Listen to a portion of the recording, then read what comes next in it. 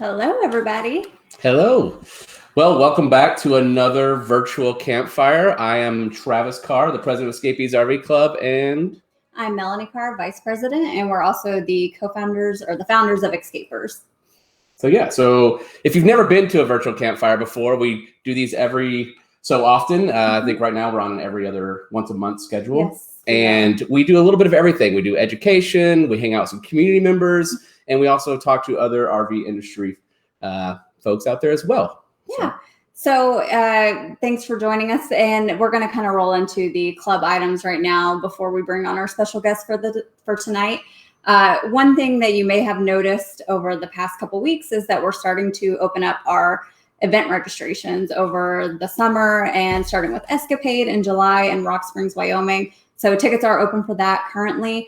And you want to be sure to sign up for our newsletter to be the first to know about any other registrations as far as hops, hangouts, and convergences, because as you can imagine, people are eager to get back together. So you want to be sure to snag your spot while you can as soon as they open. Absolutely. And there will be safety protocols in place for that event. Obviously, we're still determining what those specifics will be as we get closer to the event.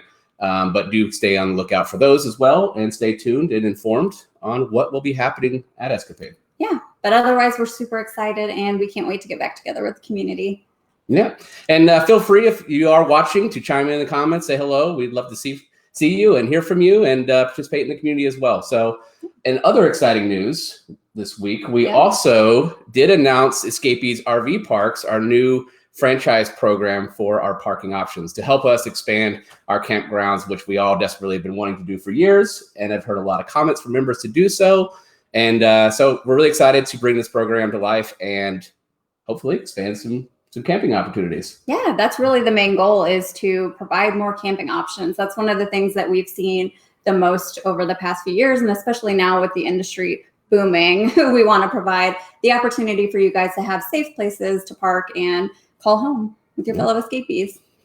Exactly. So you can find out more information on that at franchise@escapees.com, or just check out our Escapees website. There is information in a blog post as well there regarding those announcements and kind of the story and history behind why we went with the franchise program. So yeah, but that's about all we have for club items today. Keep it short and sweet, but we do want to go ahead and introduce you to our special guest. So we'll bring her on in just a second, because today we're going to talk about Earth Week. It's coming up next week, right? And we want to kind of go over some of the things that you can do to give back to the earth.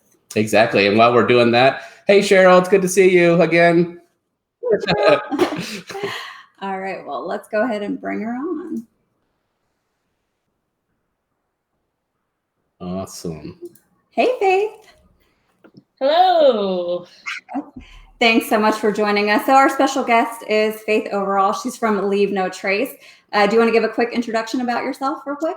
Yeah. Hi, everyone. Thanks so much for having me today. My name is Faith Overall, and I work at the Leave No Trace Center for Outdoor Ethics. I've been with the center for about 6 years, and my current title is Community Engagement Manager. So I get to do a whole lot of things working with our education department, but one of them is work with some of our awesome partners, with our volunteers, and I'm excited to be here today chatting with you all.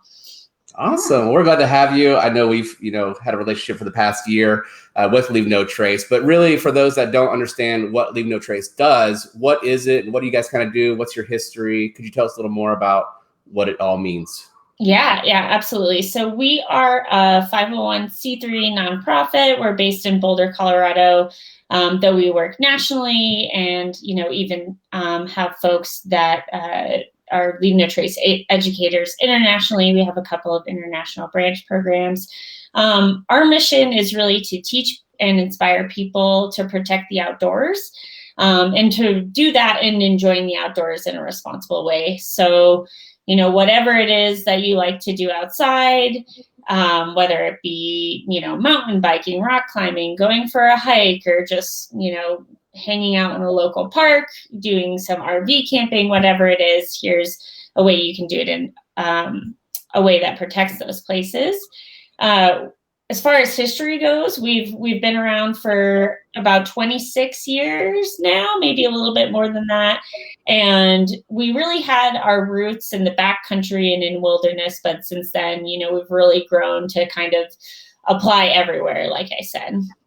Yeah, we know that feeling. We started out as a small club back in the day with a newsletter, and now we have parks and a magazine and education. Totally get it. Yes. Totally get it. So one way you guys do that, and we know about this, is the 7 principles of leaving no trace, which I think are a huge part of the industry and the outdoors, and obviously relevant to RVers as well. Yeah. So would you mind going over kind of what those core principles are and how they would pertain to RVers and leave no trace? Yeah, so we have 7 core principles, like you said, that are really kind of at the root of all the education that we do. Leave No Trace is really an education-focused organization.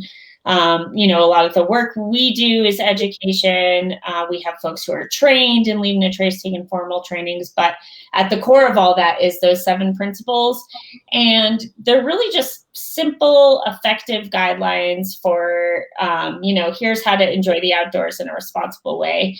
I think there's often this feeling from people that they're rules, and they're definitely not rules. It's just kind of like fun tips almost. And they go pretty deep. The main types of things they cover is, think about any experience you have in the outdoors. What are the different things you have to be aware of? And, that's planning ahead, being prepared for your trip. I'm sure as RVers, you all know that. You got to make sure you have all the right gear, even if you're just going out for like a quick camp trip. You got to make sure you have everything. You know what the weather is going to be, know what services you'll have access to. Travel and camp on durable surfaces. So, where am I parking? If I'm hiking, am I sticking to durable surfaces? Am I in the desert? Are there fragile ecosystems? Those considerations for both camping and then just when I'm out and about. Disposing of waste is probably people's kind of favorite leave no trace principle, because it talks about trash, which, it's one that we all see, right? When there's litter, it's a pretty obvious problem. It's right in front of you. And then you get to talk about human waste, which is always super exciting for people. And, packing out your waste or digging cat holes or being mindful of what you do with all that waste you've collected. We also, try and bring awareness to leaving things as you found them, just protecting a place as it is. A lot of the places we all adventure have cultural and historic artifacts, making sure we leave those for others to enjoy. Campfires are obviously a huge thing.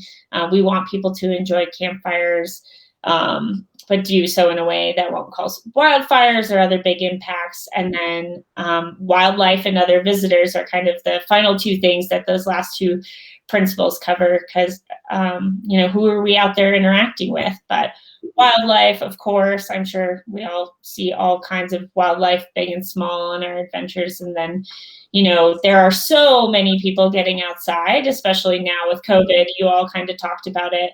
And we want to be sure that we're respectful of everybody's time in the outdoors and the way that they enjoy the outdoors, so that, we all can go back to our friends and family and say, this place was amazing and the other people were great. So that's kind of the quick and dirty on the 7 principles. I mean, it's really hard to go into all the details, obviously, because there's a lot there, but we do encourage everybody watching to go to the Leave No Trace website, check out those principles, read in depth, because there's a lot of great advice and information in there. And I think you hit it on the head when you talked about human waste. Our viewers love talking about that. If you come to an escapees event, that's probably, you're not going to leave without having a conversation about your black tank. So that's awesome. But I think, it really is important right now. And I think the timing honestly couldn't be better with this, especially with people getting back out there more. And really, I don't know if you know this, but the RV industry has seen record sales this year. More RVers. I mean, it's all over the news.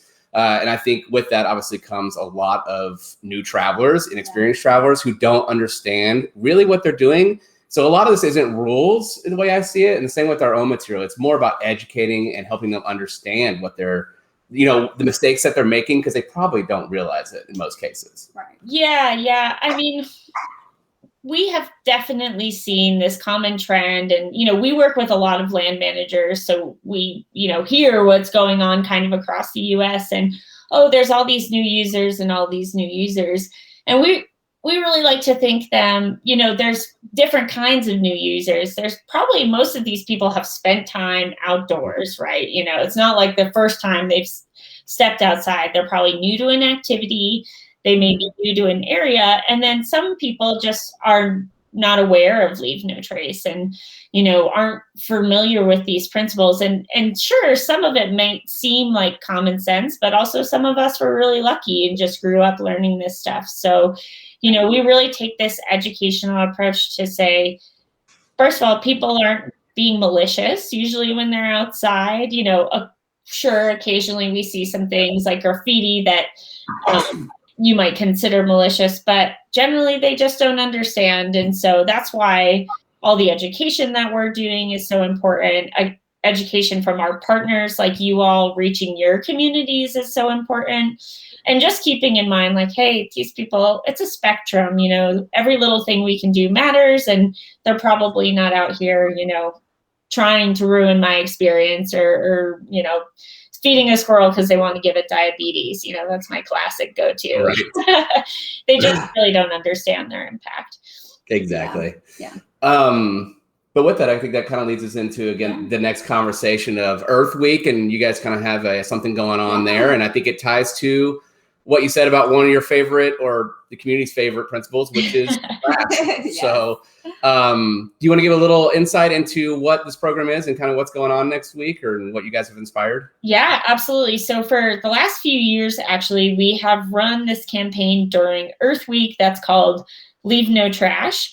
A lot of it is very social media focused, but really what we're asking is for folks to get outside, pick up some trash, take photos of them doing it, post it on social media to kind of inspire others to get involved and do it as well. We've provided some guidelines about how to do this in a kind of responsible way. Obviously, with COVID, there's some considerations. Really dealing with trash anytime, there's probably some considerations. So, bringing your own gloves. If you got trash grabbers, even better.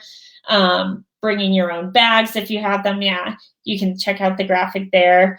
But get outside, get a group of people together. We know the outdoors is a super safe way that we can all be together.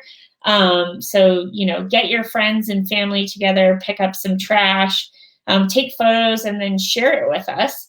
We'll be giving away some sweet prizes based on kind of the great posts we see during the week. And another thing is, when people share that they are doing something that's outdoor stewardship like this, that they're picking up trash, it's going to inspire other people to do it. And so that's another one of our big focuses is let's inspire everybody to get out, pick up a bunch of trash, and, see if we can get other people inspired along the way.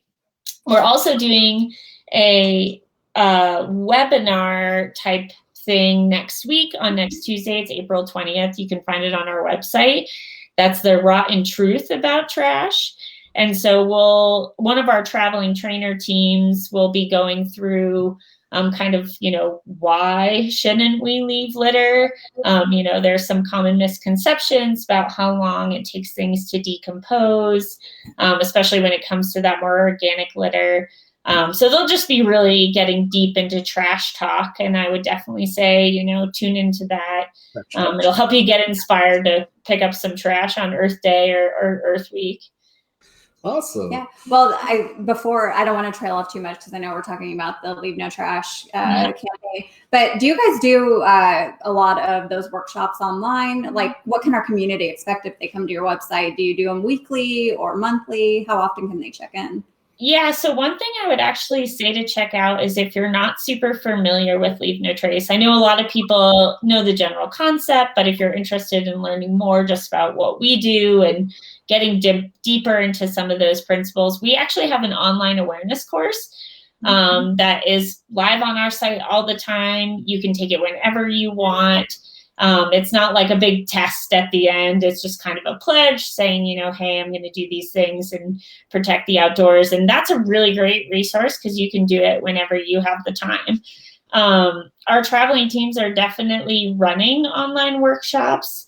We've definitely been able to have one at least once a quarter maybe more. So just keep an eye out on our calendar and see which ones are open to the public. I know we did one just a month or two ago about winter recreation and, kind of more focused on outdoor recreation during the snow year season. So I would assume there's more of those coming for sure.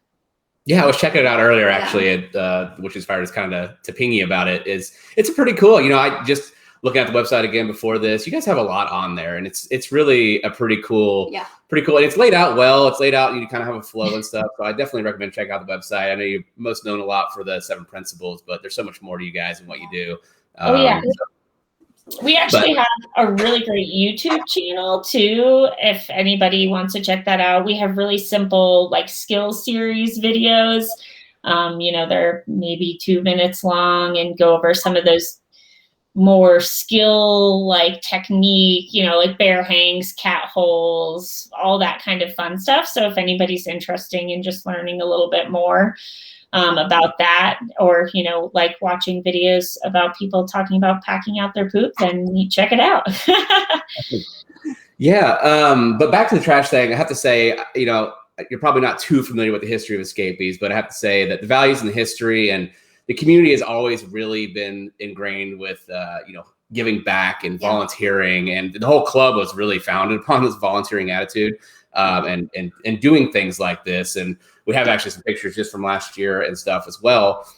But I think this ties really well into the Escapees philosophies and why we wanted to kind of, bring you on for this virtual campfire to talk about the trash, leave no trash, hashtag leave no trash campaign, because it's really great for Escapees. And I guarantee you there's people doing it already now. All they gotta do is just take a picture. So pictures are just from various members just organizing things. A couple of them, this one with the X is from the Escapers Moab Convergence. On the right corner, that's from the Hangouts event in Mexico. They're planting some trees for the local community. So there's a lot of community members that just organize these as is. So it's just inspiring, like you were saying earlier. The more you share the pictures, the more you show the great, the more people will want to get involved with that. And I actually recognize some of those names here in the chat. So welcome, Joanne and Cheryl and Erica. And there's all kinds of people here that I know have participated in these cleanups and stuff. So hopefully we'll see pictures from them this next week as well. I'm going to go ahead and put up this nifty little graphic that was made. So just right in line with what they're promoting for the Leave No Trash campaign, we do encourage our members to get involved with that campaign and use these hashtags that we've provided. You can post them on your newsfeed on Instagram, your social media channels, share them into our Facebook groups or on ourvillage.com. And it can be something just as small as you walk around your campsite. If you want to go as far as walk around the campground or on the public lands you are, or if you're camping with your social pods, I know a lot of you have been, organize together safely and walk about and pick up some trash. And like Faith shared earlier, just be prepared, bring your gloves, a little bag, maybe some hand sanitizer to help be safe while you're out there doing that as well. In addition to the hashtags too, we also would love to see your pictures in our Facebook groups to encourage other members to awareness to the campaign and what's going on. So please share those in the Escapees group, the Facebook group, the Escapers Facebook group, the Our Village, and am I missing anything? Instagram as well. So let us know. Cool. Is there anything else that we missed regarding the hashtag leave no trash, or you think we covered it enough? I think you pretty much covered everything. I'm excited to see this community get out there and participate. And so we love all your support. And the only other thing I would say is, this doesn't have to just be for Earth Week. I know when I roll up to campsites, I'm always picking up trash from other campsites, unfortunately, but also, just keep that in mind whenever you're going around, and be really mindful when you leave campsites too, because I know I do a pretty intensive inspection just to make sure nothing blew away in the wind or got dropped on accident. So Exactly. I love that point, lead by example when we're talking about these things. And one thing I know for like families, kids have a lot of fun. We try to get anywhere we go. Our kids just love tasks. They love things to do. So just if you see trash, tell them to pick it up, take it to the trash can, and they love getting involved too. So, and you'd be amazed really, just taking a Walmart trash bag or something like that, walking around and filling it up, and how quickly you'll fill it up. Just with little things, and it's really kind of fun, and it gets you outside walking about and some exercise anyway. So it's just a good. You did forget a group, the RV to Freedom group. Oh, I did. Informed. I did. Whoops. But yes, that's another place you can post those pictures. That's a public group, and there's lots of people. So I will say we're going to be really upset if you don't participate, and this is like after we hyped you all up and talked about how cool you are and good community members. So don't let us down. I'm sure Mel and I will also participate in some fashion.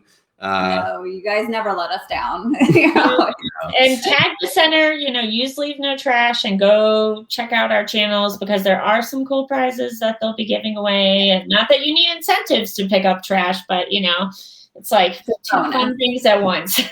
Yeah, exactly. Well, for us, I really think, again, kind of tying back why this little things like this go a long ways, especially awareness. And I think in our community, just to give some insight is, we were talking earlier about the new wave of RVers coming in, and this, the club's been around for 42 years now, almost 43. Wow. It's really important as an organization that we kind of carry these philosophies on, and members continue to set the example for the next group of new members and those newbies. Otherwise, we eventually just kind of lose ourselves, and that dies out, and it no longer becomes important. So these types of things, and why we highlight them specifically, not that they shouldn't be done year round, is really just to continue to bring awareness and highlight how important that is on a continual basis, and that philosophy. So.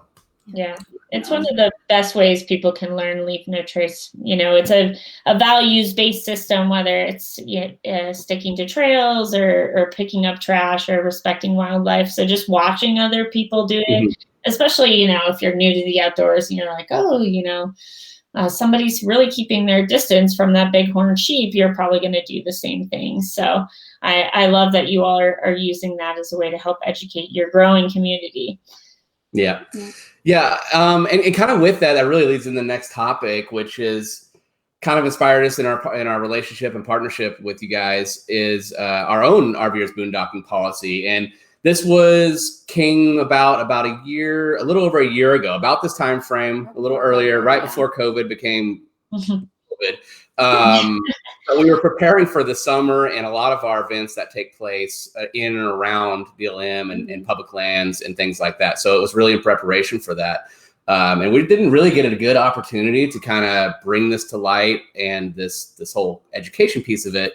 And again, with more RVers hitting the road every day, it's really important. So I think, we're obviously really proud to be connected with you guys. And we thought it was really important because of our reach and our history with advocacy and just education with the RVing community, especially part-timers and full-timers, that we create a policy that our own members were held to. And that's really, there's a lot of, things there, but also, we're seeing, there's a comment right here from Morgan that says, she was watching a YouTube video and they were closing down 2 boondocking places in Nevada and 1 in Utah. So it's the one right there. So that's common these days to see those things happening out there. And we want to make sure that we're protecting those lands and respecting the rules of those lands and making sure that we have more and more opportunities moving forward in the future instead of less. Right. I think instead of less is the key word. And they are a privilege, they're public lands. We have to take care of them, and otherwise you could lose the right.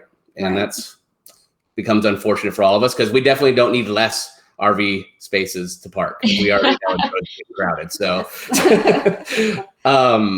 but yeah. Do you want to cover some of those rules that we have on there, or just that general guidance that we have? Yeah, honestly, they follow very similar guidelines as Leave No Trace. They're very, again, pretty common sense. Ours are respect the rules of the land, treasure the terrain, respect your neighbors, respect nature and wildlife, pack it in, pack it out. And the bottom line is really, take your memories, but leave your footsteps, in the sense of just leave it as you found it, or make it better, and just be cautious about, you're driving around a 40-foot RV potentially on BLM land or very fragile environments. So, stick to the paths that are created for you. Be mindful of the wildlife, your own pets, picking up after them, how important that is, even in the wild. So there's a lot of things like that. I highly recommend that you go check out the website for all that information on the boondocking policy. But again, most of it's pretty common sense for most experienced RVers. There may be some things in there as a newbie that you just may not. We like to call them best practices, and it's something kind of what we like to do is kind of in the same light that you guys do to protect the lands is kind of cater that towards the RVing lifestyle, because we are an RV club. And so way back in the day, Travis's mom actually started the RVers Good Neighbor Policy. And that's one of the advocacy arms that we had there to try to protect those rights of parking in places like Walmart, and just those best practices on how to be respectful when you're having a privilege of parking somewhere that could possibly get taken away. Because we were kind of seeing that too with Walmart's feeling like they were getting taken advantage of, private businesses. And if we can respect their rules, check in with them and make sure that you're doing the right thing, then those should stay available. And that ties to really the first point, respect the rules of the land, in the sense of, state, federal, the type of land, obey the policies and the signs that are posted. The lengths of stays are extremely important. RVers can sometimes get a bad rap, Faith. I don't know if you're familiar, can be a false perception of RVers, and the last thing we need to do is encourage that perception by overstaying or, overcrowding our sites and having stuff everywhere all the time, and looking like we're living there. So it's really important that you obey those policies and know that your state policies, your federal policies, and the land that you're staying on policies. So it's a lot to try to keep track of, but yeah. With those things too, I would say, just from a leave no trace perspective, it really does go to that plan ahead and prepare principle that I talked about. Like, land managers are pretty good about posting signs, but my best advice would be, like, if you can do the research beforehand and just figure out, what are the rules of this specific area? Where does that kind of boundary end? Because it's not always super clear, either the, federal and state government is really good at signs, or there's not enough, and it could be a little confusing. So that's where that, just checking things out ahead of time and, respecting it really makes a difference. And just kind of related to what you all were saying, with more and more people getting out and not wanting to lose access to things, that's obviously not what any of us want. And it's also, my boss always says, we're always making more people, but we're not making more land. And so, even if you don't lose access to things, we still want to be sure we're protecting these places, because just tons of people getting out can really, increase that potential for impact. So it makes it extra important to be mindful. I think that kind of goes into like that number two, treasure the terrain, is about basically just leaving the land as it is. Don't try to create new roads when you're going out. And that goes back to planning ahead. There are some awesome resources out there that are catered specifically to RVers, like Campendium, and people actually share pictures, they share their experience, and you can kind of see what you're getting into before you go, so that you don't have to feel like you're doing that or run into an overcrowded spot and try to make your own way into it. Right. And it kind of ties to the next point. This next point I'm going to make about treasure terrain too. Something we have to be careful about is, we do have a lot of events, and we love to go to places that are beautiful, which means there's often public lands around. Colorado, for example, we have an event in Salida this coming summer, and there's some really cool land around there, public land that people, I'm not going to say the name because I don't want to get more crowded, but I can almost guess where you're talking about. but it's gotten really popular, and one thing we have to remind the community about leading up to these events is treasure the terrain in a sense too. Don't overcrowd it. Just because there's an event, you have to be careful. I know you want to go hang out with your friends, but if there just isn't room, don't make new room. It's really important that we don't do that as a community, and crowd in just because we want to hang out with our friends.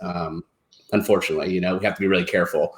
If there's space, there's space, but don't make a new space, please. But that also ties into the respect your neighbors. I think you guys cover something very similar to this in your be considerate to others. But for us, don't blast your generator in somebody's window. Don't overcrowd them or block the beautiful view of the mountains that they parked to see. Yeah, it can definitely ruin somebody else's experience, and we all want to be considerate of other RVers as well. Yeah. So, what are kind of some of your considerations for visitors that you have? I'm curious how they differ from RVers. If there's like a wild, difference, because I know as RVers we have kind of some things regarding other RVers, but often we may not think about each other, in that relationship as non-RVers too. So I think there's a lot of similarities. Be considerate of other visitors. It can really be this huge topic. Something that comes up for us a lot that wouldn't necessarily come up for RVers, though it may, is the kind of being considerate of people who use the land differently than you do, or of different recreational pursuits. The user conflicts that pop up sometimes, with like mountain bikers and hikers, or equestrians and hikers or mountain bikers. So that's definitely a big one. And then, some of the same considerations that you all have as far as noise, just being aware of other people around you. Like I said before, we all go outside for different reasons. Maybe I go outside for peace and quiet. Maybe you go outside to be with your family and friends and play music.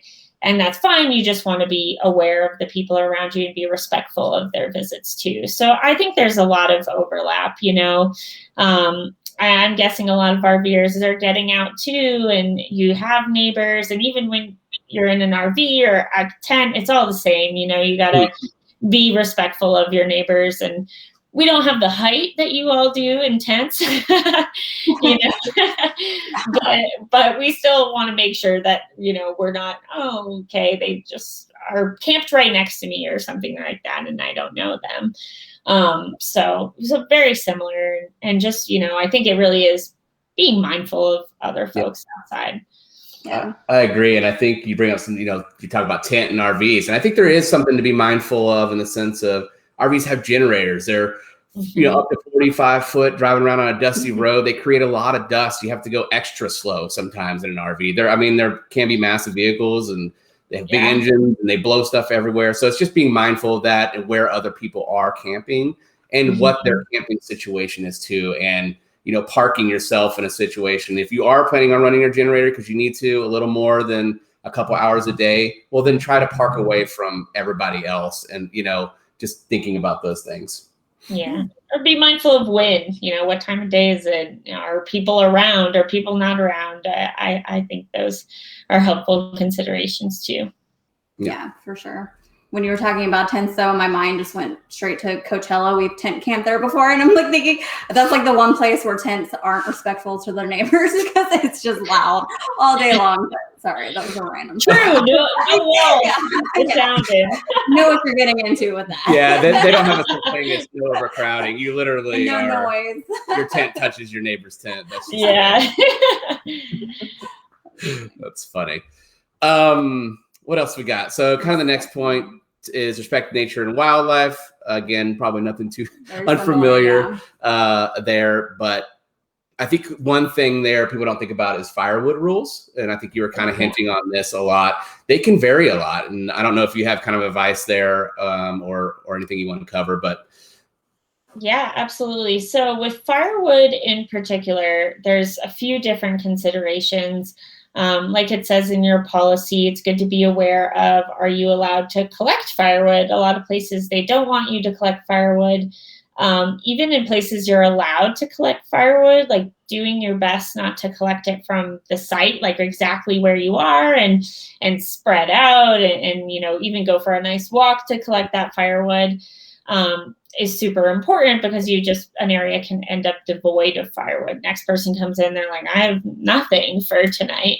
Another thing that I don't think a lot of people are aware of, especially when collecting firewood, is just being considerate of what the size of the firewood is. We always say smaller than your wrist, and then it's dead, down, dinky, and distant, the 4 Ds there, if you can remember those. No. So keeping it small and dead really helps protect the ecosystem. Sometimes bigger pieces of wood, they're home for critters, they're, nutrients for something. So, and then if you're buying firewood, we always say, make sure that you buy it locally, because firewood can be a huge carrier of invasive species. They've actually had places where they've seen like a bark beetle or something like that be introduced around a campground. They can kind of see that as the starting point. So being mindful of those things. Of course, the most important thing with fire is make sure you can have a fire. If it's fire season, it's super windy, even if fires are currently allowed, just thinking about all those different elements. And then the last thing I would say about fire is, don't create your own fire rings, because that's something else that we kind of see pop up.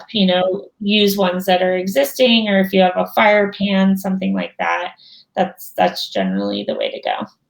Yeah, that's all solid advice. Yeah. I'm going to be honest and say that I'm really too lazy to deal with all that, as amongst my other friends, in the sense of a propane fire for us is just so much easier and safer. I mean, you turn it off when you're ready, you whip it out, you start it up. You don't have to deal with firewood. You don't have to worry about it as much.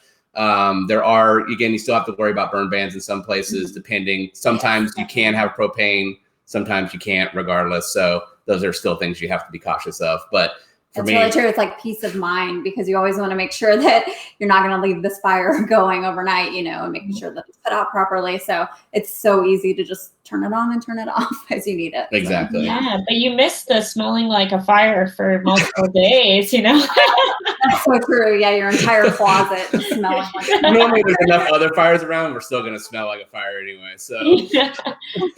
But, the other thing too with fire, people don't think about a lot in RVs when we run our generators, our big exhaust, especially our big diesel pusher homes, is those are hot. And if you pull off or somewhere where there's high grass, it hasn't been mowed, or, it's natural vegetation, you do have to be careful about, those fixtures starting a fire, or also just hurting the environment as well. So just something to be mindful of. But absolutely. And I know we beat the death out of fire, but I think pets and animals are also just as important. I mean, I assume Leave No Trace agrees. I know you agree. I've seen your policies, but I don't know if we want to go into some of those tips just in regards to animals and wildlife, and making sure that you keep your pets under control, and you pick up after them, and those kinds of things that people may think in the wild is okay.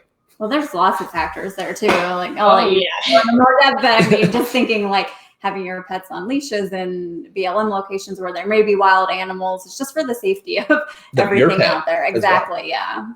Yeah. But so kind of two big topics there, but pets is a great one. And we talk a lot about pets. We love pets at Leave No Trace, just so everybody knows. We have a dog friendly office where there's 3 to 7 dogs running around all the time. So we're definitely pro pets, but we're pro responsible pets.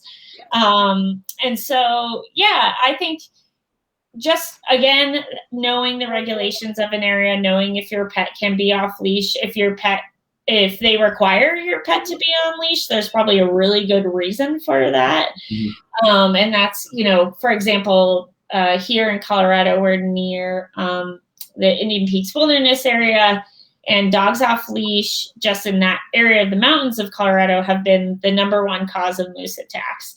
So, by keeping your pet on a leash, you're protecting yourself, you're protecting wildlife, and you're protecting other visitors. Being mindful that your pet does listen to you if you're going to have it off leash, because as much as we all love our furry friends, not everybody does. So just, again, that's kind of even goes into that being considerate of other visitors. With pet waste, again, a fun one. We always recommend picking it up, like you've said, picking it up and also packing it out. It's not just going to magically go away in those little plastic bags. And that's because pet waste, it actually carries quite a bit of disease, which can be, transferred to other people, can pollute water sources, can affect wildlife. And then if you think about what your dog is eating or other pets, if other people have their cats and whatnot in the RVs with them, it's not natural to that area. And so, we get that a lot. Well, why can the coyote poop outside, but not my dog? And they're not eating what's around them in the environment. So always picking up after them is huge. Yep. That all makes sense to me. And you said the magic words, pack it in, pack it out, which really leads into our final point. And really the most obvious and kind of encompasses everything, in my opinion. I don't just leave it as you found it or better. In terms of, if there's trash around, pick it up. I don't mean go change in the environment, but yeah, if you brought it in, bring it out with you. That means your trash. That means your waste. That means your sink water, and things. Your tank's closed. But and then the pack it in, pack it out. I think that's such an important one, and it's pretty self-explanatory. But just being mindful, like you said, of picking up everything that you brought in with you. And I think the number one thing I said, and this is maybe ruining a little bit of the rotten truth about trash, is like apple peel or orange peels, apple cores, banana peels, things like that. People are like, oh, great. It'll decompose. And some of that stuff, especially depending on where you are, can take up to 2 years to decompose. I mean, I find orange peels that are hard as rocks. So, it'll take a while for that stuff to go away. And also, you were mentioning respect wildlife earlier, and it's just another harmful food source for wildlife. So things there that are maybe the things, not everybody, but a lot of people know, I'm going to pack out my can, but my orange peel might be a little different. Yeah. And then, disposing of all that properly as well. Even once you leave, don't leave it somewhere else. Yeah. Put it somewhere it belongs in a proper disposal, especially if it's, other material, special material beyond just regular, trash. If you get what my drift is, but that goes around the circle of why they should attend that workshop, and kind of dig into that, because there are some things that people just don't know. And I mean, honestly, I would never have thought it took 2 years. Right. And that's very, very important to know for the sake of the environment. And then just for clarity, obviously this means keep your tanks closed, RVers as well, your gray tank as well, your soapy dishwater. It still shouldn't belong in a natural environment, public lands. So. But that covers all the points that we have. Again, you can check there. I know we kind of rambled through all those, but you can check that link that we have posted on there to get more details on that RVers Boondocking Policy. Yeah. Is there anything, Faith, that Leave No Trace that we kind of missed in just that quick overview that you think is really important on Leave No Trace's behalf of, just some final tips or advice, or be sure you do this or don't do this in that regard? That's a good question.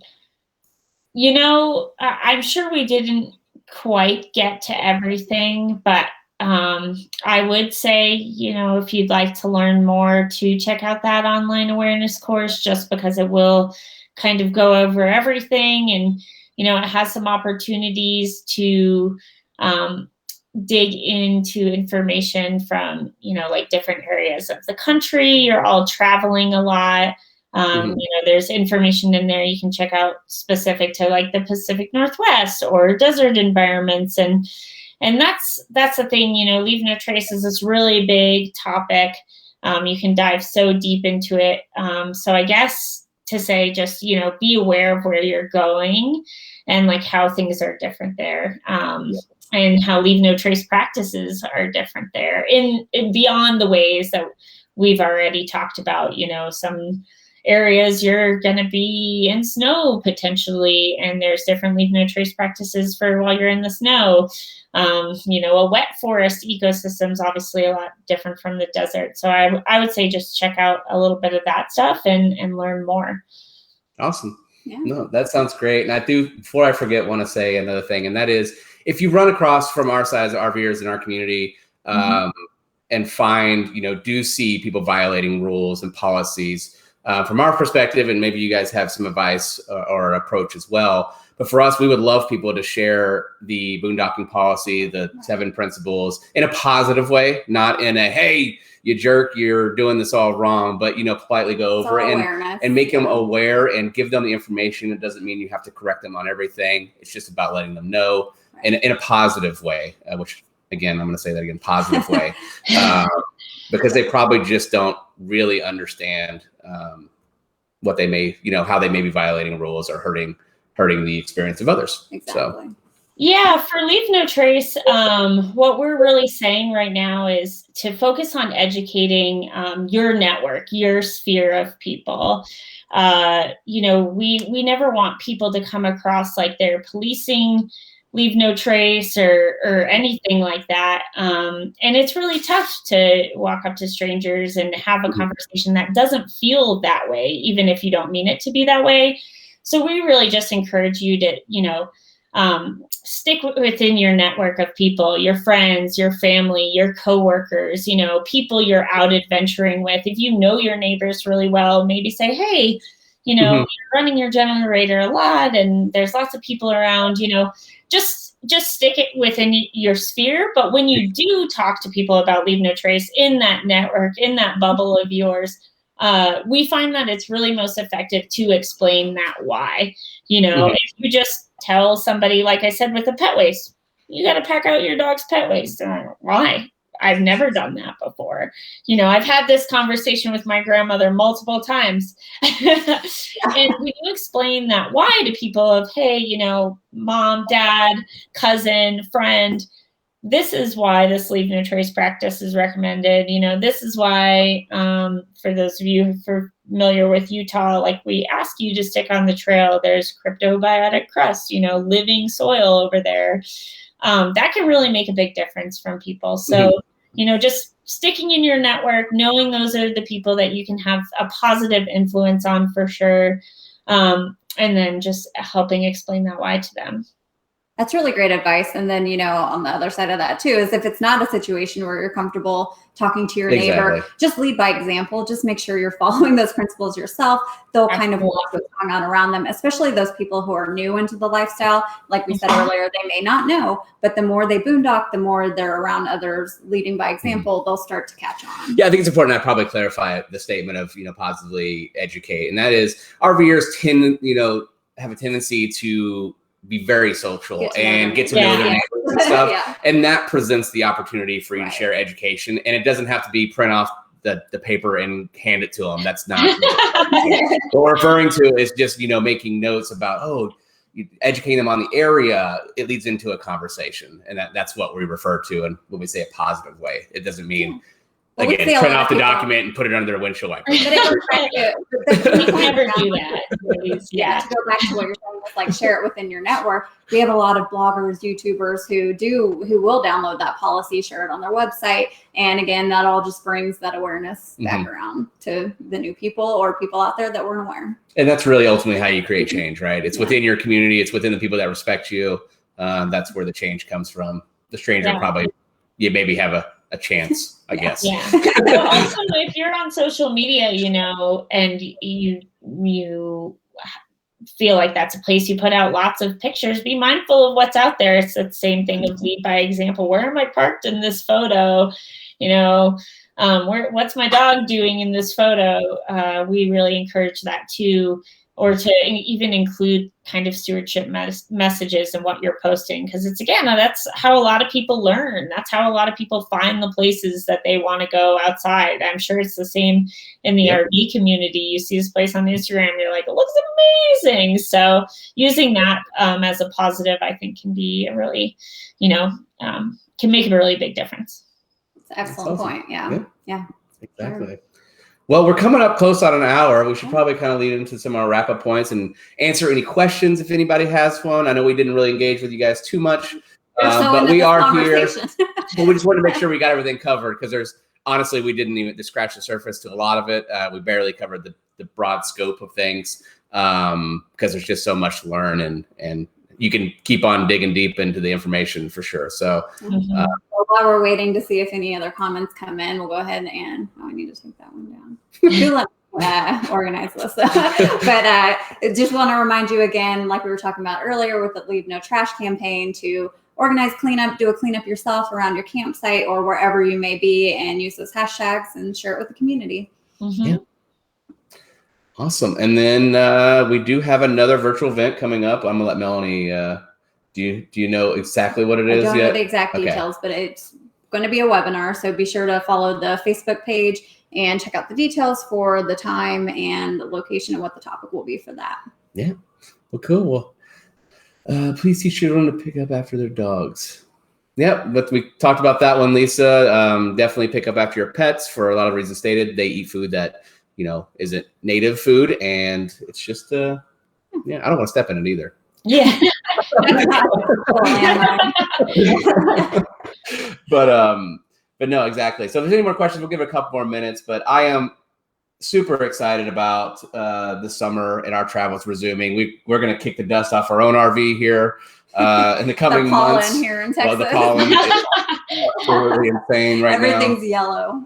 But yeah, we're looking forward to, again, we're going to be hitting up public lands pretty much all summer. So we'll definitely be keeping this in mind ourselves. And think of anybody, our first event that we're going to go to, we're going to be out all summer kind of traveling from event to event, but the first one will be the 4th of July in Salida, Colorado. So if you're going, let us know in the comments. Or I think there's like 12 sites left for that right now, boondocking sites. So if you're interested in that, be sure to check out the website. It's beautiful. I think, gosh, we love it there. It's like one of my favorite places. And then obviously Escapade still has some spaces available too in Rock Springs, Wyoming. So if you missed that, we'd love to see you there as well, which is a beautiful area. A lot to do in the surrounding areas as well. So what was this? Oh, one question that popped in my head earlier, Faith. Is there a way the community can get involved with Leave No Trace in the sense of volunteering or like directly working with the organization? Is there opportunities like that? Yeah, so there's a few different ways folks can get involved. One, I mentioned I kind of run our volunteer program. It's called Leave No Trace State Advocates. Basically, they're kind of like a lead contact for Leave No Trace in their state. We don't have them in every state, but if you are interested in getting involved, it could just be in supporting some kind of education efforts or like a booth outreach at an event when that becomes, more of a normal thing to do again. Or even if they have different trail cleanups, whatever they might be doing, volunteer events like that. Check out our website, and we have a map. You can click on your state and it'll tell you if you have one there, and it'll give you even a form to contact them. And then I know we have a program called the Hotspots program, which basically we work with these areas that have reached out to us saying, we're being loved to death. We have huge visitation and we're seeing a lot of impacts from it. We go do week-long education, workshops, outreach, work with the community, work with land managers, and often have cleanups as part of that, or, invasive species removal or tree planting or whatever. So again, just keeping an eye out on the events page of our website, and there may be some opportunities near you. Awesome. Yeah, that sounds great and right up the community's alley. And honestly, I would, we need to talk and follow up on those, and maybe there's a way we can work together and get our community involved if you need the extra hands, because we can definitely do some call to actions, and I think you'll probably be overwhelmed. But no, well, it doesn't look like we have too many questions or per se coming in, so I think we'll probably just wrap it up. And Kernza said Libby and Salida at SP. Cheryl said the Tetons hang out. What did you say? Tetons. I was like, we're going to have to beep that out later. I don't know what you're talking about. It's going to be boondocking, but sadly it's already sold out. But as far as I'm aware, you do have a wait list. So be sure to join that if that's something you're interested in, going to the Tetons. And, sure there's somebody and of course, there's other events that are going to be getting released in the future as well, with hops and so forth, so on as well too. So, but Faith, thank you so much for coming on here and taking your time this late on the evening and sharing a little bit about Leave No Trace. It was a joy for us, and we still have a lot to learn about you guys, even on our end. So I can imagine the community does too. So please go check them out. They're awesome. They're a great organization. So Thank you so much for having me and for all you guys do too to support us. We super appreciate it. Awesome. Well, I guess we'll see everybody out here. Thanks for attending. We'll see you at another virtual event. And thanks again, Faith. Thank you.